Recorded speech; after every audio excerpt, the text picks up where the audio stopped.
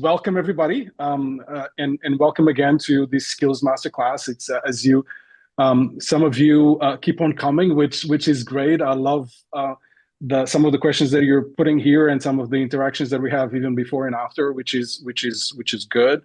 I always have the pleasure of being and sitting here with Mike Reed. He's the Chief Product Officer and one of the co-founders of Reejig. He has a wealth of knowledge, as you all know, about the industries and how the industry is evolving, has evolved, and somehow a foresight of what the industry will be in the future. Although I would say maybe this one specifically where we are right now, it might be a little bit hard to predict anything, Mike. So let's see where we end up one way or the other. My name is Nuno Gonçalves. I had a workforce strategy for Reejig. As you know, this is a place where we unbundle work in one industry at a time, and we'll start with this consumer goods industry today.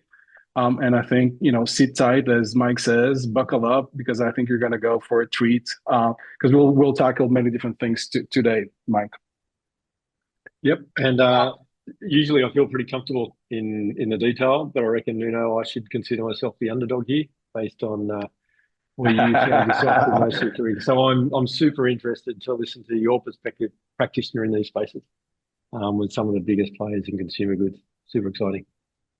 I don't think you're ever the underdog in any conversation, Mike, but that's something for another conversation. Let's go. So if we go to the next slide, let me give you a little bit of structure of what the conversation will hold today. We will start with the industry insights, and the best that we know of the signals and the data that we're seeing in the market and some of the trends, knowing that, as we all know, that all of the political and socioeconomical changes are driving costs and inflation one way or the other. So there's, I think, for most of these numbers, it will be directionally correct. We'll be talking about directions and not necessarily about finite numbers, but we always start with the industry, and I think it will be important to spend some time there. We'll talk about AI. It's disrupting all industries. This one in particular, in many different fronts as well. As you know, we don't only talk about conceptual and kind of foresights. We then start going more in the details of what does this mean from an impact on the industry on the companies of some of you that are listening to us. What are the roles that might be more impacted, that we're seeing more impacted by AI, and then how can we ultimately reinvent work? We talk a lot about reinvention of work, Mike, and I think it might be overused, but the reality is that the way that you've been doing work will not necessarily be the way that you'll have to do work in the future. It's not the recipe that got you here that will get you to a successful place in the future, and it was always true, but it's even more right now. So if you don't reinvent yourself, others are doing it, and then ultimately will become faster, better than you are as well. But then, what does that mean at the work level? We were going to talk about this. You'll hear us a lot of talk about tasks, because for us, the unit of work is the task, is one part of the work that needs to be done. So we'll talk a little bit about this. Because, as I said, we want to make sure that we talk about how do you need to reinvent the way that you work. Then it's not the impact only at an organizational level; it's also the impact at an individual level. So if you are reinventing yourselves, then that means that you'll probably stop doing parts of work. You'll start doing some new work. What does that mean for people, and how you need to think about reskilling and upskilling your talent. You know that Reejig is also, all about a zero wasted potential movement, because we believe there's a lot of potential in the organizations. As an organization, we need to have the responsibility to steer the upskilling and reskilling of our talent that has been with us for many years as well. So that's the intent of the agenda today. Mike, anything that you want to add or that I've misrepresented there? No, I think you nailed it. I think, as you said, the other storm that's boiling behind this is changes in the macroeconomics. So I think if you'd asked me a month ago, a very different conversation than the one that this industry is having today around what the implications are of tariff schemes and macroeconomic conditions. But that doesn't necessarily change anything that we're talking about here. So I'd hate to think that we're a month too late in the conversation, but I think the AI and the transformation discussion is as relevant under the current conditions as they were back when we started thinking about this particular episode. Wonderful. Let's go. So if we go to the next slide, then typically we start with a size of the industry, and this is a huge industry, and you'll see that there's a lot of subsegments in the overall consumer goods industry, right? We're talking about FMCG, the fast-moving consumer goods as well, durable goods, apparel and footwear, which I also had the pleasure to be part of, luxury goods. So it actually has it's the same industry, but very different complexities and very different types of work and marketing and also impacts on manufacturing as well. But it's a $7.5 trillion industry that is growing and has been growing also, especially since COVID, at an interesting rate. You have a 5.8 CAGR over there, and for those that are less financially savvy, CAGR is the compound annual growth rate. So what are we expecting of growth moving forward? It's still significant. It's still above inflation. And this gets us to the conversation that we were just having. It's still about inflation today. So let's see how inflation will eventually continue to grow, because what we were seeing for this 2025 is a lot of impact on the cost moving forward. It's unbelievable from a tariff perspective, and knowing that the complexity of some of the supply chain of these companies and the companies in this industry, you can imagine that every single place that you have a piece of your value creation, of your manufacturing, of your when you're building or buying some of the ingredients or some of the materials that you'll need for your industry, if that passes through 3 or 4 countries, it will be the impact of the tariffs will be cumulative. So imagine what is the impact that this is having on entire companies changing their supply chain strategy, their supply strategy, so that they can start minimizing some of the impacts that we're seeing on these tariffs also in the US and in the rest of the world as well. So really big, very challenged from a cost perspective today, not only because there's a tremendous amount of competition there, but also because cost is increasing exponentially, not on cost only on people, but also cost on goods, in the different subsegments of this industry as well. US is the largest market. It's not surprising that it's the largest market for consumer goods. It is known as a country where there's a lot of consumption as well. And it's valued only here in the US at $2 trillion annually, which is an important one. It's also one of the reasons why some of these big companies are also headquartered here and where they have the majority of their business as well, Mike. Yep. Interesting. Thinking about the players in this space, that it's the boundaries around consumer goods as an industry maybe aren't so black and white as in some others. It's interesting when we're trying to unpick and get a bit of focus around this. Where's the boundary between consumer goods and retail? Given that a large part of FMCG and apparel footwear, for example, are also pushing out into that retail space. Where's the boundaries between health and pharma, particularly looking at over-the-counter and health supplements that kind of sit in that FMCG, but also strongly aligned with healthcare, clearly, as a different industry.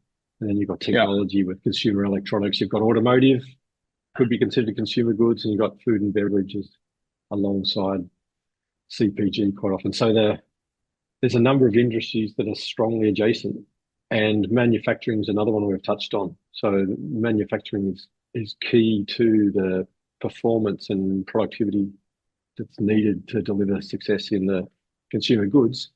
But manufacturing also has its own industry up to the side. So interesting in trying to unpick this one specifically, seeing a lot of overlaps.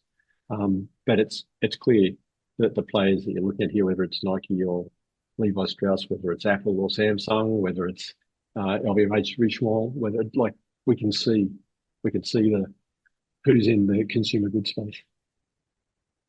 Yeah, The complexity actually, and we always go and see what some of the senior leaders, some of the CEOs of these companies also talk about, and actually it's reflected on the next slide as well, that where we have three different concerns or focuses coming from very big players also of these industries as well. So you have Fabrizio from Estée Lauder that is talking about is going to a path of digitalization, where a path where many companies in retail also went to, right? Because we saw the increase or the decrease of physical stores to much more focus on digital, which was the right thing and is the right thing one way or the other. Not all companies were able to do that transition either, though. So it's some companies just went and actually bought kind of hired tons of digital savvy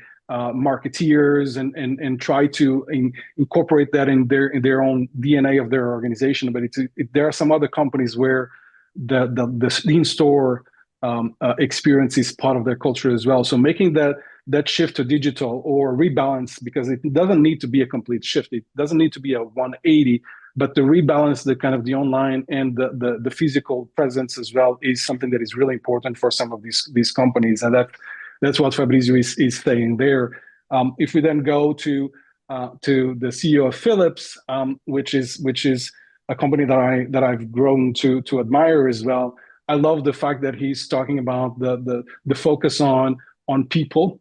And as you know, I also had this kind of past in pharma, in which we were always very patient centered, right? And pharma wanting to be very patient centered. Here, Roy talking about being very people centered, and what does this mean? And there's a myth that sometimes people confuse, or that being that people centered or business centered, they're not polar opposites, right? And that's what the CEOs are recognizing right now, is that ultimately becoming a people centered doesn't mean that you're not a business centered organization either. So love to see his comment over there.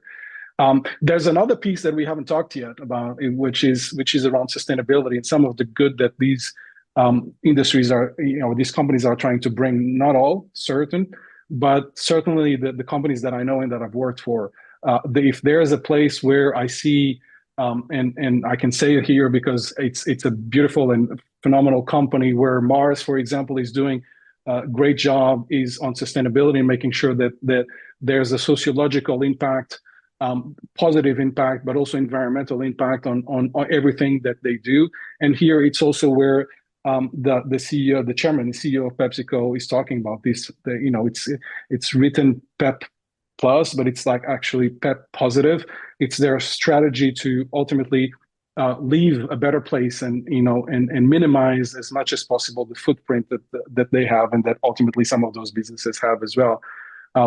Billions of dollars of investment going in this industry, also from a sustainability perspective, not only for the quality of what they're producing that will ultimately end with the consumer, but also on their manufacturing process and on the societies and on the places and countries that they ultimately do businesses with as well.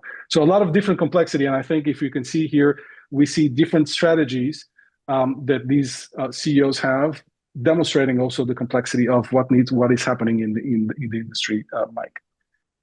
Yep, and amongst our customers and amongst organizations in general, I think you get a clear sense of culture when you're in an organization that has sustainability and impact towards the top of the legacies that they want to leave. Interesting looking at these quotes that we grabbed out of the research. They talk to digital transformation, they talk to people center and high quality, they talk to sustainability, but the common thread, my read of a common thread through that, is innovation. It's mentioned in Roy Jacobs' quote, but it's a common thread in digital transformation and the nature of change.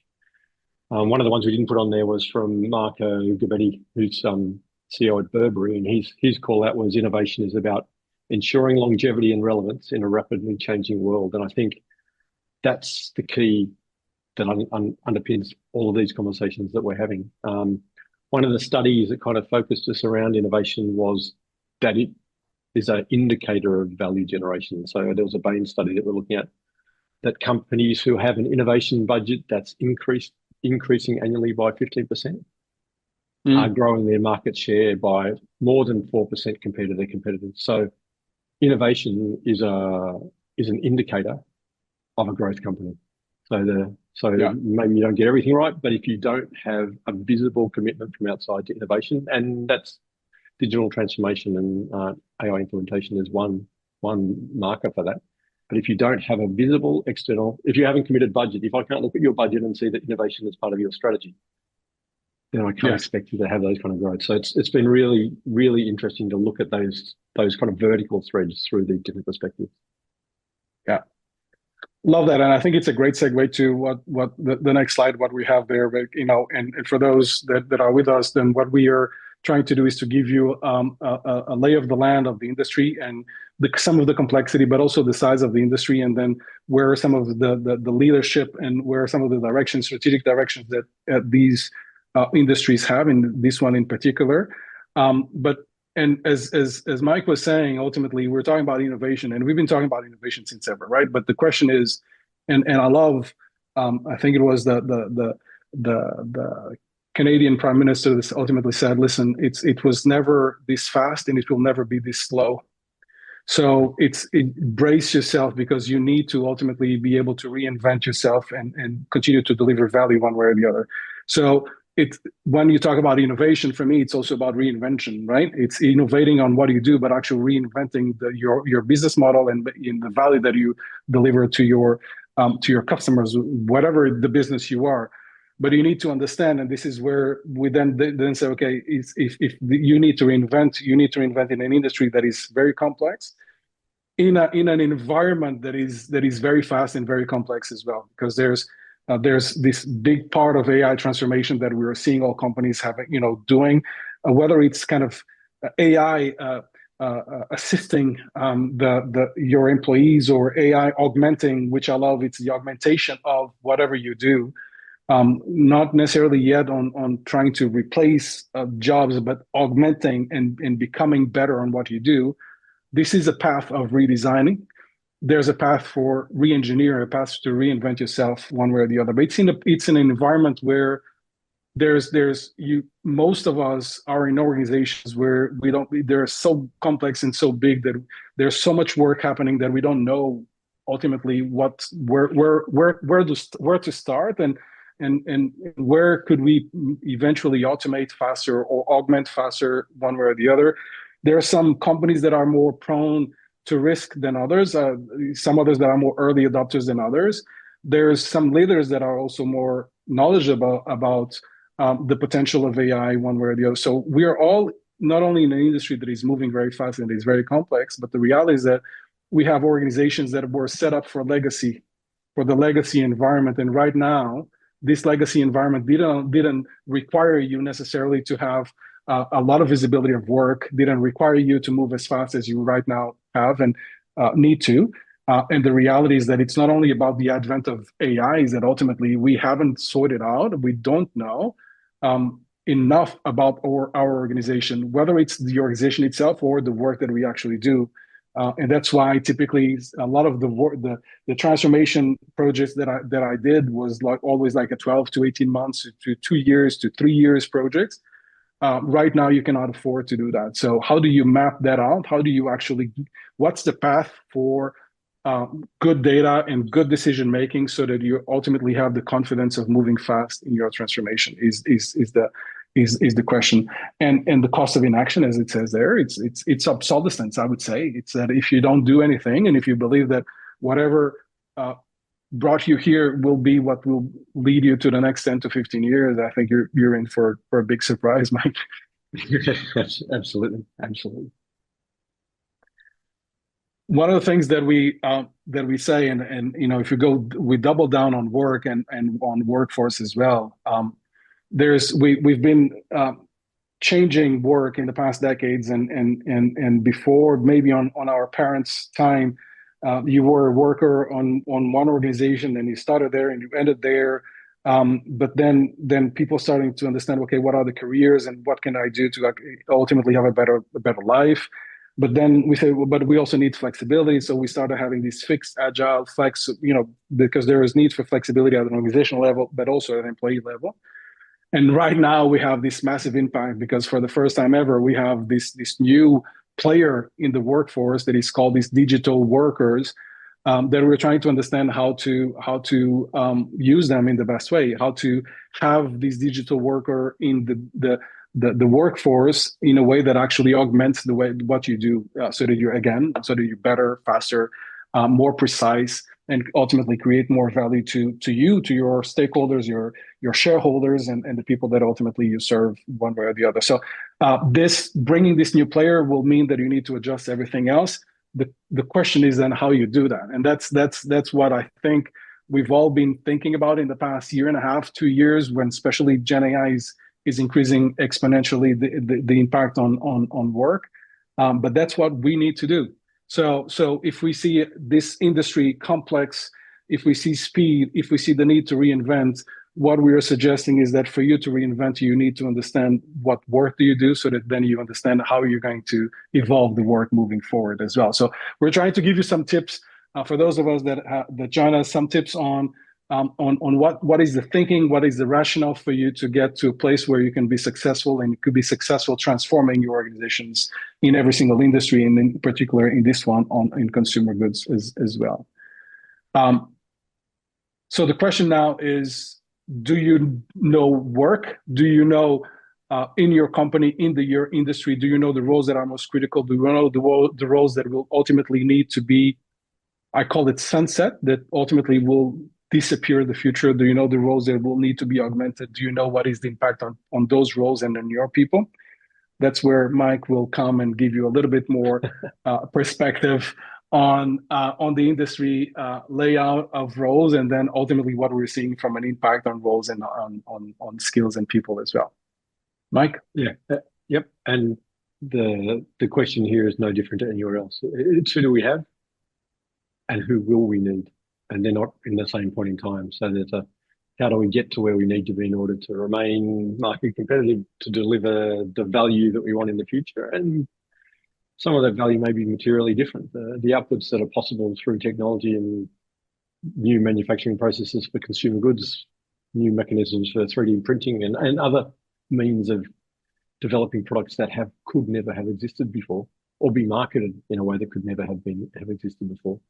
This is a different landscape. So I think it's understanding what's the most likely path to that future, and how do I get my people ready, or who are the people that I need in order to be successful there. And you made a really good point that as industries, we need to transition from thinking about just our people to our people and the resources, the digital workers that they can be working alongside, either as assistants or as effectively a co-worker for some of those elements. Super exciting time, every industry. Looking at the breakdown of the workforce, particularly in consumer goods, it's pretty clear that there's a huge footprint around sales and retail. There's a huge footprint around manufacturing and production. There's a huge footprint around supply chain and logistics. And we've touched on these in a number of other areas. This is in the order of 85, 87% of the workforce are in those three key areas. When we look at these job families and how they're changing, we know from previous conversations that logistics can become, along with manufacturing, that kind of farm to fork aspect. How quickly can I get a product from concept into the hands of the consumer, and reduce all of those costs of logistics and storage on the way through? How much can I make this process efficient so that it's no longer just in time? It's much tighter than that.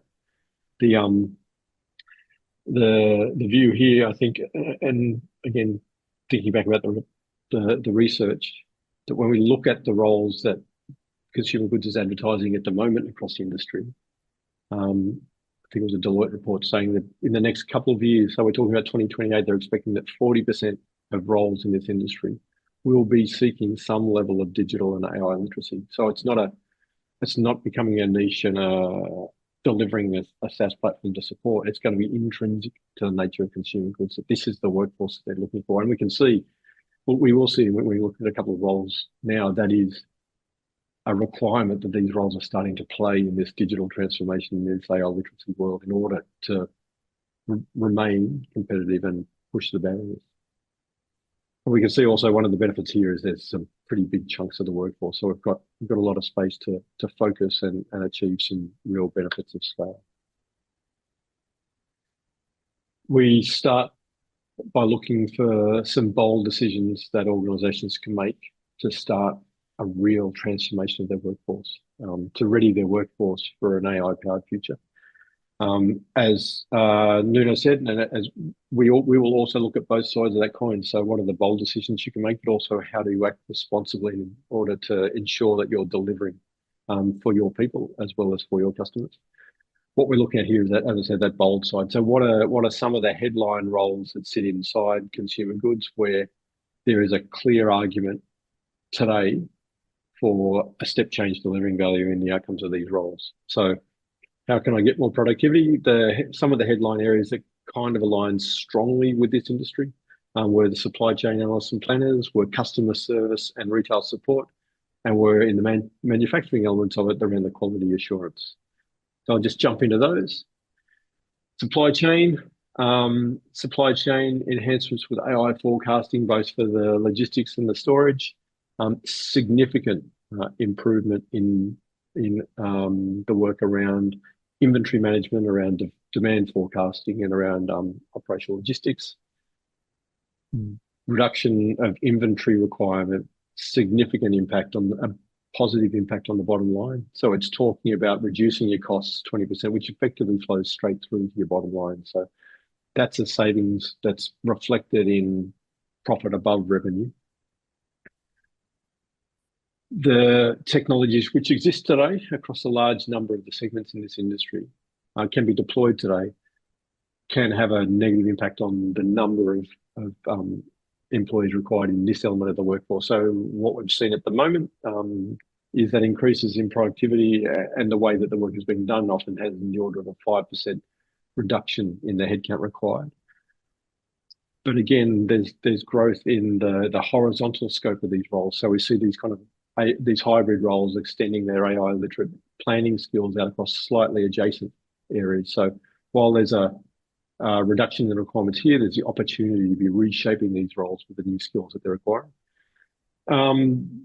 As I said, logistics and supply chain are a quite broad scope here. So in order to deliver maximum benefit, there's a lot of integration points across the systems that we're talking about. So that complexity can introduce a kind of 6 to 12 month timeline. And then we're looking within that timeline, we see the skill requirements as being achievable. We see skills around the familiarity with the tools and skills around understanding data analytics, both to the level which supports functional performance, being achievable inside that 6 to 12 month timeframe. So it's not that we'll have the technology and then have to go and find a new workforce. We can take our workforce to this future along with an implementation process. So that was really interesting to work through there. Customer service and retail support is not dissimilar to a lot of the other customer service functions we've seen across industries. We see a real and maturing set of technologies that are taking on the tier one conversations and freeing up existing customer service staff to be focusing on escalations or finding a way to deepen relationships. Significant improvement in efficiencies through automated handling of those lower level interactions to the order of 50 to 60%. And again, this flows through to customer service cost reduction while maintaining quality. So we might see velocity as an outcome where we're seeing a lot of these issues are being resolved more quickly, emails are being sent or messaging is being sent more quickly in response. Velocity is one part of the equation, but if there's a quality issue where these same issues are being reopened again and again because they're not being accurately closed, then we've got an issue. So we need to make sure that we're maintaining the NPS, the Net Promoter Score, the customer's experience with the increases in velocity. But where we are doing that, we're seeing in the order of 25 to 35% reduction in cost. So again, straight to the bottom line. This has the potential for a much more noticeable reduction in the workforce, so 30 to 40%, if we're delivering in the same level of customer experience. And this is one of the really interesting conversations we've had with some of our customers who are trying to understand, is this just a cost reduction, operational efficiency exercise, or do we need to chart our path to a future where the business value, the business differentiation that we're delivering is intrinsic to our people? So we can look at the AI parts of their job and reducing those. Something that we've started to do recently is to look at those elements of their role which are not easily linked to AI potential, and how do we focus on those human elements at the same time? So yes, there's optimization, but how can I leverage the expertise that the individuals bring? And it may be to create deeper relationships with your consumers to be the differentiation, so that if everybody else is on the rest of the bottom, your customers are choosing you because you understand them better. So I think in consumer and retail, this is an opportunity for business differentiation, which may offset the natural response of being able to reduce your costs. Talking about these platforms, though, the chatbot and CRM automations, they are reasonably mature in terms of AI across a bunch of technologies now. So we see reasonably accelerated times to deliver benefit. Different from ROI, but we should expect within 3 to 6 months that we're seeing them embedded in your teams and delivering value. And the skills around that, around scripting or around chatbot configuration, can sit within these roles or adjacent to these roles, and are reasonably easily acquired in that same kind of time frame.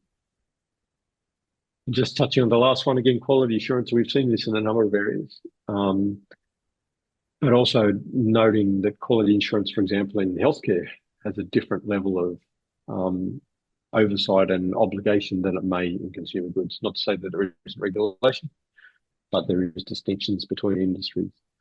Again, there's particularly on the manufacturing side, we see a lot of tooling and opportunity to use technologies to improve the QA in the process of work. So using visual automation, visual inspection, improving the consistency, improving compliance, reducing the number of defects.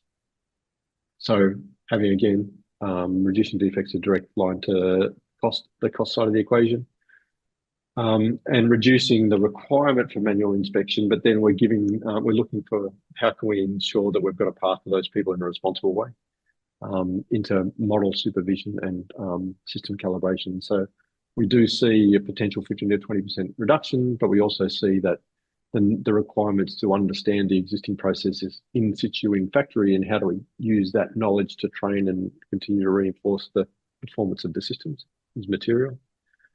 We're talking now about real systems, hardware systems that are interacting with your manufacturing facility. So we're talking about some level of physical implementation and coordination with your site, your facility, which has some impact on the time to deliver. So we've seen that there's generally a 9-month from delivery time to iron out the bugs in that and achieve value. Is there anything, Nuno, from your perspective, and some of that from your background in learning, that you've seen good impact on across any of these roles?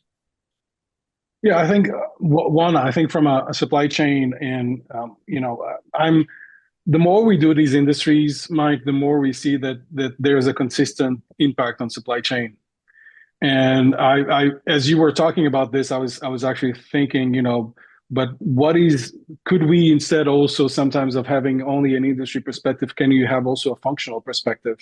Because from a functional perspective, we'll give you a little bit of we can go a little bit more on the skills, but the reality is I think supply chain is one. And yes, quality assurance on manufacturing, and the customer representatives and the retail. So those are places that are very specific to some industries. The supply chain, though, is the one that is very intriguing for me, because I think it has been a function, if you want to call it like this, that has been impacted by a lot of upgrades from a manufacturing perspective and from a robotics perspective. So it's not new; it continues to be, and now it's taking a layer on top of it of the robotization, a layer of automation and of the roles also there. So it's intriguing to see how not only an industry but a profession, if we want to call it like a supply chain as a profession, will continue to evolve, and will need to upskill and reskill quite significantly as well moving forward. Yeah, really, really interesting. I do think that there's I think that functional lens is super valuable. I think that maybe at a future time we could think about focusing in on that and trying to have a conversation across markets about drilling in detail on the specific role in the supply chain, for example. What do we see in this role? Where do we see it being dealt with differently across industries? Where do we see them coming together and consolidating approaches? Where is technology applicable and where is it not? I think that's a really interesting. The functional perspectives are a really interesting lens, and we could make the same comment as you said about customer service or around data entry or around business administration, data analytics, maybe around quality assurance, recognizing that. Yeah. I do think that functional lens could be a really interesting opportunity to drill in detail and relevant across industries. I'll have a podium. And while it's not clear from the slide, what this is trying to unpick is how do we think about prioritization? Because it's clear that things are changing everywhere, and there's opportunity everywhere. And what we see across market is a lot of uncertainty about which way to step. Do I step left or right? What we don't want to be doing is to see our customers who are responding to the squeaky wheel or the shiny new toy. So I think what we're super keen on doing is ensuring that we've got a consistent framework for understanding how we can value and measure these opportunities and use that as at least as a first guide to prioritizing where an organization can invest their effort to maximize return. And the couple here that came out of those three were supply chain and customer service. Supply chain analysts, I think, because of the scale of impact, while there's a lot more complexity to the solutions here, but they are getting more mature. There's a number of significantly mature platforms already in this space, but just the raw opportunity for farm to fork, for reducing that inventory overhead, and speeding the whole delivery process, had that ranking ahead of customer success, customer service, and retail support, which is again it's getting standardized across platforms and could become a differentiator for an organization. But again, is that second tier of opportunity. So, yep, if I was going to pick a winner, without knowing anything else about your individual organization, that's the kind of way we would have been recommending that you consider prioritization. Love this, and I think so a lot of the questions that we get about this is then one, how do you get to these numbers, and how can we understand it better? Can we do the same thing in your organization? Yes, and yes, you can. So that's the answer. But there's work that you need to do, right? And what Reejig started doing 2.5 years ago was to start mapping work, because we then realized at that time that ultimately the skills and the upskilling, it's a means to an end, right? And we only need skills because there's work to be done. So if the work to be done changes, then there will be an impact on skills. And that's why for you to understand and to be able to have the clarity that Mike is showing and showcasing here of one, understanding what are the roles that are more exposed, what are the roles that will give you more opportunity, what will be the impact if you automate, what will be the impact if you change, if you merge roles, if you create new roles. Because typically there will be an impact also on the skills, because you may need to create some net new skills or eventually sunset some skills that you won't need more in the future. So if to your questions, for those that are joining us, to your questions of how do you do this, for you to understand what are the skills and impact on people, you first need to understand the work. And that was the realization that Reejig did. He had like 2.5 years ago, and we continue to be very obsessed in mapping work, and very obsessed on what is the work and how can we reinvent ourselves. And then, of course, what's the path for upskilling and reskilling. So if there's anything that you need to do, is that you need to make work visible. You need to understand what work is being done. You need to understand what work will be done in the future. That will give you a gap. If you understand if you understand that gap, you'll be able to start prioritizing.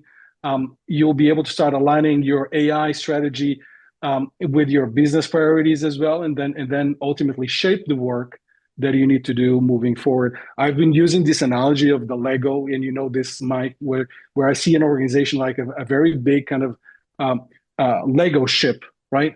And what we do and what we need to do is actually to understand what are and to map every single one of those pieces of the Lego and kind of deconstruct the ship into different Lego pieces.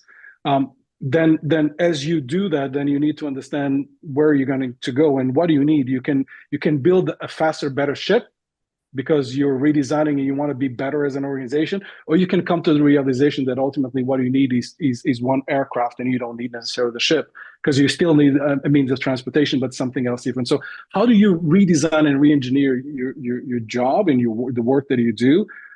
Will require that visibility and that ability to understand, interconnect to your strategy. Once you do that, you have the pillar. You understand that what needs to be done to build a faster ship or what needs to be done to build an aircraft. And once you do that, then you understand what will be the impact on the skills that you'll need one way or the other. So that's work that, and this is not rocket science, Mike. It was always done like this. The biggest difference is that ultimately right now, the AI data allows you to map work and make work visible much faster so that you can have the tools and to redesign and re-engineer yourself also much faster as well. If you do that, then you're able to lead and guide your employees to upskill and reskill in the directions that you're going, your strategy in your organization, and make sure that no one is left behind because organizations have a tremendous amount of talent and a tremendous amount of potential in their organization. So how can you create the conditions of clarity of what will be the work and the skills that you need in the future versus those that you won't need in the future, and be very proactive in this. So that's the directions. That's what you need to do. We're going to show you in the next slides a little bit more detail of how we do it. And if you get inspired of how we do it, then reach out and we're more than happy to actually guide you through your journey as well. What Mike and the team and what Reejig team built, in the past 2.5 years is these correlated data pieces, if I'm trying to simplify, where we correlate for every single one of these industries, 23 different specific industry-specific ontologies that correlate. I say this a lot because it's really important, this correlate all the roles that exist in each of the industry, all the tasks, because it's the unit of work, all the tasks that exist in every single one of these industries to the skills that are needed as well. The reason why this correlation is also important because what will happen is that if you do what we're saying that needs to be done, you will have to reshape your work, which means your tasks will differ, will change. You'll probably give tasks to your digital workers, but what does this mean? What's the impact on your roles? What's the impact on the skills? And that's where that correlation, you understanding if you remove tasks, you're probably removing skills. If you add tasks, you're probably adding skills. What are those tasks? What's the impact on the roles?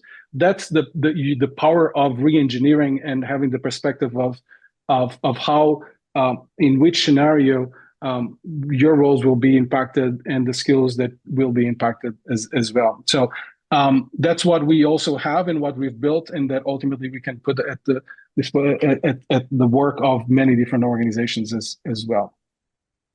That triangulation for me is beautiful, Mike, and the fact that people need to understand that typically there's a lot of organizations that have skills ontologies and skills frameworks and all of that, but completely detached from roles or completely detached from work.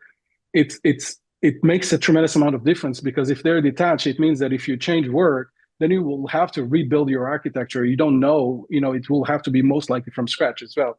That dynamic correlation is critically important for whoever wants to reinvent themselves.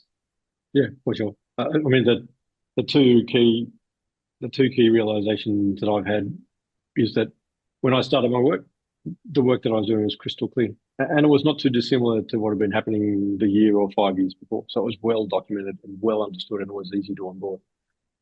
So I think as I started my career, computational support started to become a real thing, whether it's email communications or whether it's programs to support in finance where I started. And the nature of work changed so quickly that it became less about the actual process and more about having people who could respond to the scenario. So I think over time, just the rate of change has meant that we've lost that level of transparency to the atoms of work, to the things that needed to happen in the org, just because they were changing so quickly.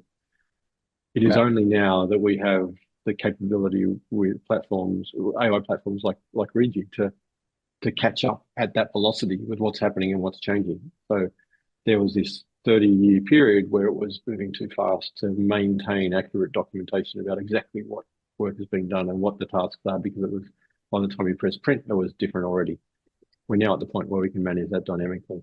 And I think the second key thing in my head is I love your Lego analogy. And that's the one that resonates here, is now we can take that, what was always a toy ship on the shelf, we can now take apart, and we can now decide that I need to get from A to B, but it doesn't need to be a ship anymore. So not so much the Henry Ford quote that people, if I ask people, they just want me to build a faster horse. That's not the solution that we need anymore. I need to be, and this is the challenge side of this equation. We're not just about going faster. We need to do different, and that's when I talk about customer success, not reducing your head count by 90%. But finding with that headcount that you have, what's the business differentiation that is going to mean that customers remain and remain loyal to our organization and our offering compared to others. So what does this new velocity allow us to do differently? Because if it's just deliver the same thing faster, race to the bottom. Pretty good idea how that ends. So I think the real challenge for organizations in consumer goods and others is, what are we going to do differently to capture value and experience for our customers so that we now have something unique? And that's not just fast, not only fast. Super exciting. If there's anything that I would love people that are watching us to take back to their homes and offices is the following, is that ultimately we've all been in this journey to try to understand what will be the skills of the future, right? And especially in learning and talent and HR and even the business leaders, you see that in every single trends and that the having the right skills to actually deliver on what you need to deliver in your strategy is at the concerns of one of the top concerns of every single CEO, right? So, but what are we saying is that we need a mindset shift. The skills are means to an end, and if you want to understand what are the skills that you're going to need, you first need to understand what is the work that you do and what is the work that you need to do in the future. That will give you the skills. If you only look at skills in isolation, it will be, as I've been in many of these conversations, Mike, where it's like we are in a room full of senior leaders sharing opinions and not data, not facts. Oh, I think this will be more important. Oh, I think it's not about thinking, it's actually about understanding and correlating the evolution of your strategy with the revolution of your work and the evolution of the skills. That's the path that you need to go.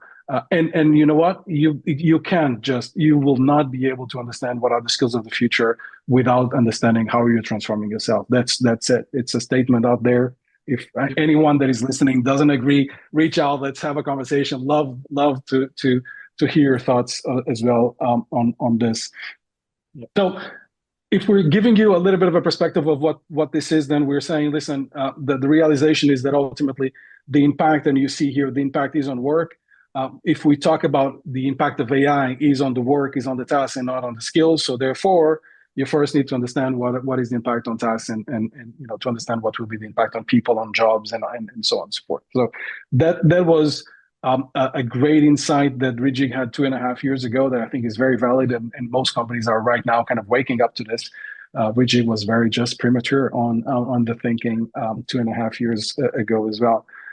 If we go to the next slide, you'll have a little bit of a perspective of what this is. And again, we have, I think, 250,000 jobs, and we map those 250,000 jobs. So imagine the millions of data points that we have, right? So not easy to showcase here, but what you see there is that for every single job, we map work, which is the tasks. We map the amount of time that every single part, that these tasks will take in these jobs. We'll map every single skill or the skills that are needed for these tasks. By the way, people, and again, the importance of correlation. People believe or sometimes don't realize that for you to do one task, you need 3 to 5 skills, right? People think, oh, maybe one task, one skill. It's not the case. You need 3 to 5 skills for one task. So how do you map that? And that's what we do at Reejig, and ultimately had the pleasure to build in the past 2.5 years, to understand if you remove one of the pieces, one of the tasks, then what is the impact on skills moving forward. So if we do that per role, then we can start understanding, because again, we're obsessed by work and obsessed by tasks. We understand what those tasks are, what are those that are more kind of exposed to automation. If we see an entire organization and all the roles of an organization, we also see the tasks that are being duplicated in different places. So we start giving you intelligence and places and opportunities for you to improve, whether it's reducing duplication or actually augmenting your workforce one way or the other, if you decide to do so as well. So it is, for me, the first time in my 25 years of experience in HR where we finally have the tools, Mike, to actually do what the business does. Marketing, they understand customers. They're obsessed with customers.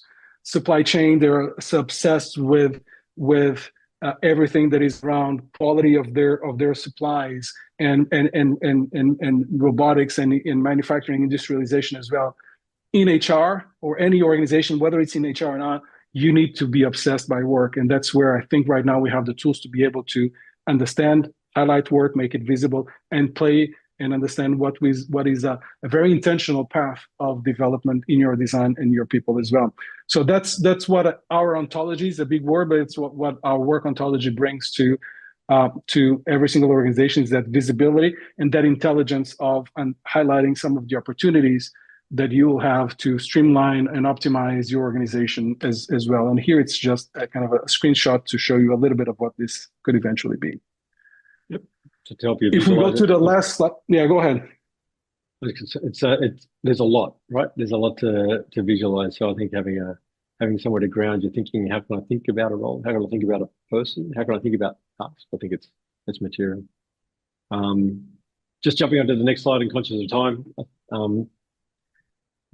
The other side of bold and responsible, as we said, is to have a strategy to be responsible. So that's identifying those roles which are likely to be most significantly impacted, and what can we do with people with that skill set to ensure that they continue to have a sustainable path, a meaningful career, and also leverage the investment that you've made in them and the capability. The three of the roles which appear to be the most impacted in consumer goods are customer service, quality control, data entry, and we see a path from there to support around chatbot training and supporting the new infrastructure of service for customer service reps. In quality control, into that kind of QA supervision role, and then from data entry into automation workflow analyst. So as opposed to just entering the data, it's, well, what's the process through which this data delivers value? What we've seen is that customer service and data entry feature in a lot of these industries, and you made a really good point before. I think there is value in us considering, do we take a functional lens and start to deep dive in particular functions? But for now, if I'm focusing on the consumer goods industry, I think the quality control inspector is the one that's worth diving into. And so what we see there is a quality control inspector has an understanding of both the process and the process controls and how to identify defects. What's the nature of a defect and what's the impact of the defect? So they've already got this understanding. They have understanding of the manufacturing process. They have understanding of the safety requirements. So this already sits inside the skill set and the knowledge and capabilities of the quality control inspector role.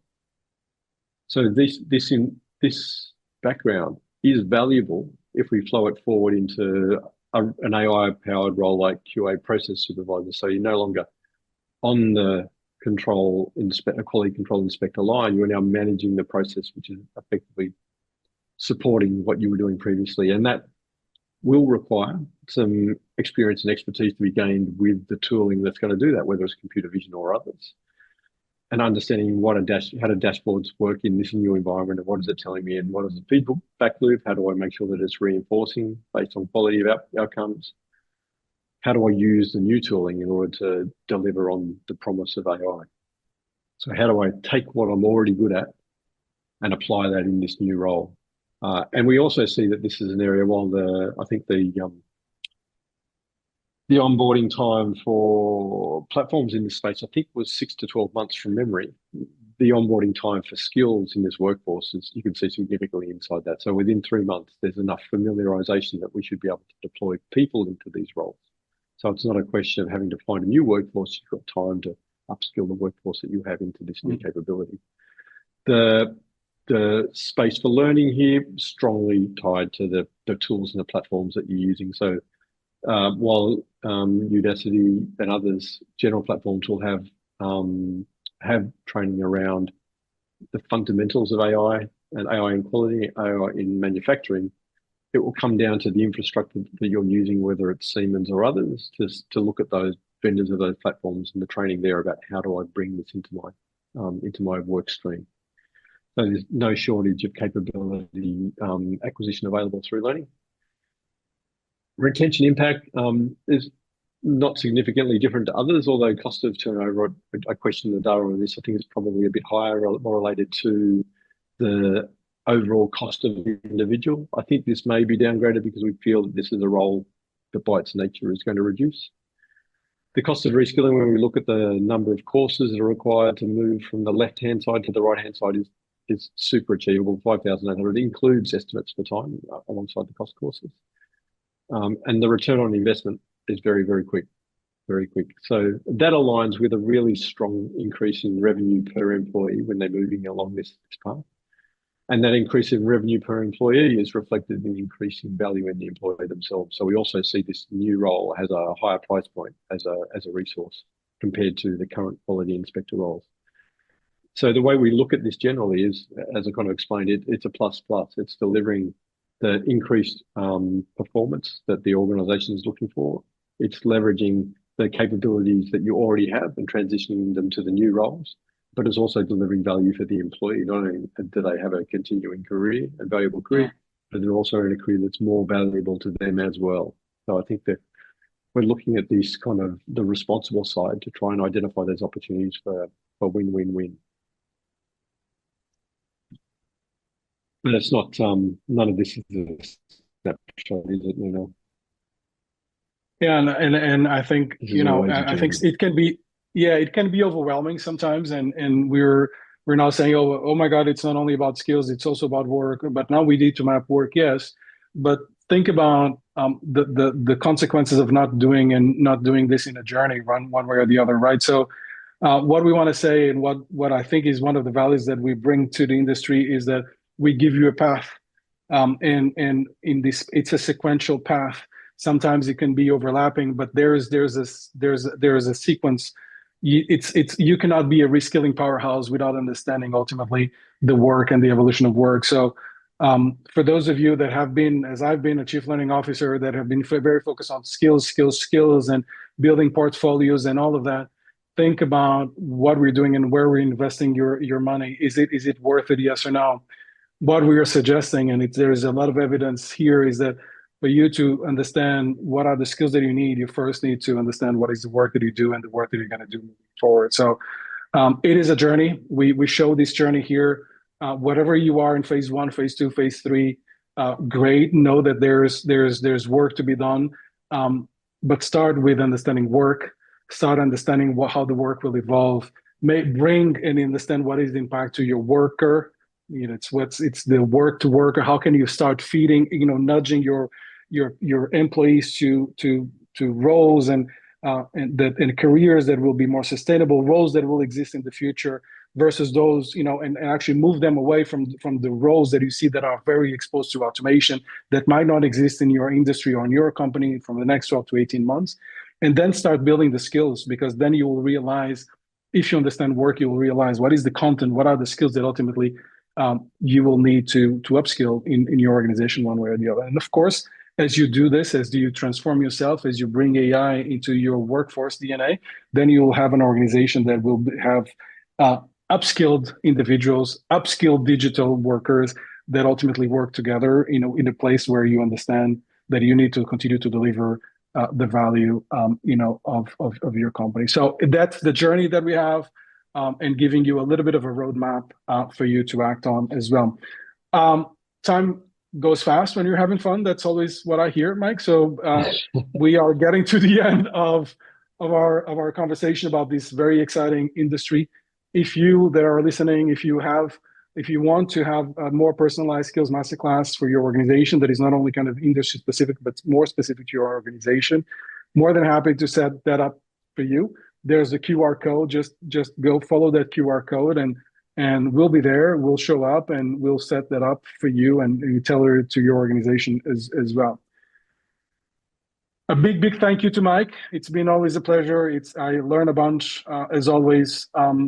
If we will see each other and we'll be focusing and deep diving on the environmental services industry, which is also really interesting on May 1st, on Thursday, May 1st at the same time, so that hopefully we can have everybody from all latitudes being able to join and listening in and contributing as well, Mike. Yep. Thank you. Great to do this again, Nuno. I'll see you on May 1st, but I'll see you before as well. Yes, we will. Yes, we will. Have a good one, Mike. See you soon. Thanks all.